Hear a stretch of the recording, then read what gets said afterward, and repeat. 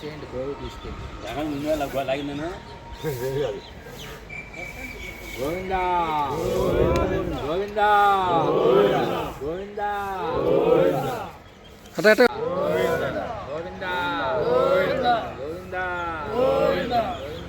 వాసుదేవాయ. ఓం నమో భగవతే వాసుదేవాయ. ఓం నమో భగవతే వాసుదేవాయ. ఓం నమో భగవతే వాసుదేవాయ. ఓం నమో భగవతే వాసుదేవాయ. ఓం నమో భగవతే వాసుదేవాయ. ఓం నమో భగవతే వెంకటేశాయ. ఓం నమో భగవతే వెంకటేశాయ. ఓం నమో భగవతే వెంకటేశాయ.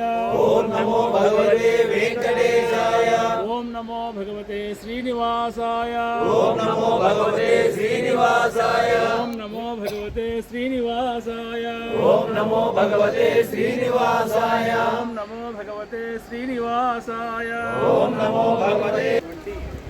కలియుగ ప్రత్యక్ష దైవమైన అయినటువంటి వెంకటేశ్వర స్వామి వారి దివ్య పాదార విందంలో అనేక సాష్టాంగ వందములు అర్పించి మనం ఈరోజు ఇక్కడ సమావేశం 84 లక్షల జీవరాశుల్లో మానవ జన్మ ఉత్తమమైనది, ధ్యానం కలిగినది.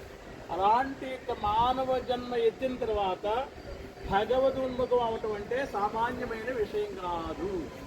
ఎత్తి భక్తిలో ఉండి సాక్షాత్తు వైకుంఠ నివాసుడైనటువంటి శ్రీనివాసుడు సన్నిధానమునందు మనం ఇక్కడ వేయించేసి వారి యొక్క మరి అనంత నమ్మాలు వారికి వారు జన్మించినప్పుడు ఎవరితో మాట్లాడలేదు, మూత్ర విసర్జన చేయలేదు, కళ్ళు తెరవలేదు, ఏమాత్రము కూడా కారి నాద ఆయన తల్లిదండ్రులు వారు ఏం చేశారంటే, ఇలాంటి పుత్రుడిని నాకు ప్రసాదించావు స్వామి, పుత్రుడు కావాలంటే కళ్ళు తెరవట్లేదు, మూత్ర విసర్జన లేదు, పాలు తాగట్లేదు, ఇలాంటి పుత్రుడు నాకు ప్రసాదించేది అని అక్కడ పెట్టేసి వచ్చేసారు.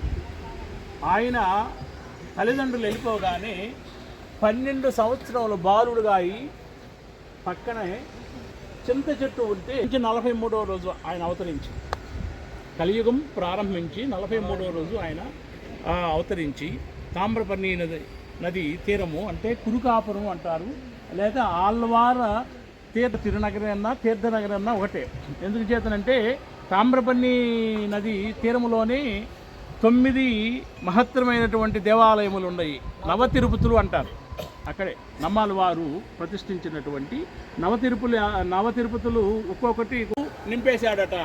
నింపగానే అడిగారట మాలాకారుడు, ఏదైనా కోరిక కోరుకోవయా ఇస్తాను అంటే, కోరిక స్వామి నాకేమి కోరిక, నాకేం అవసరం లేదు, ఏది సాక్షాత్తు శ్రీకృష్ణ స్వామి వారు కోరిక కోరుకోమంటే ఆయన ఏం చేశాడు, స్వామివారికి నాకేమి కోరిక లేదు అంటుంటే, స్వామి మీరు ఇస్తాను అంటే,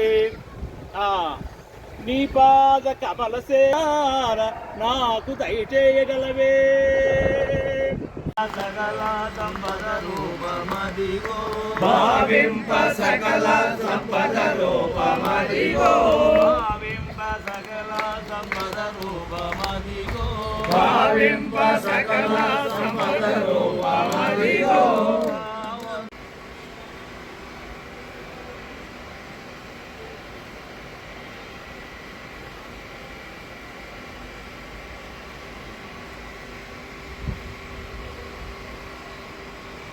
పెడుగులవాడ వెంకటరమణ గోవింద, ఆపదముక్తులవాడ అనాథరక్షక గోవింద, శ్రీ శ్రీనివాస తిరుమల నివాస గోవింద గోవింద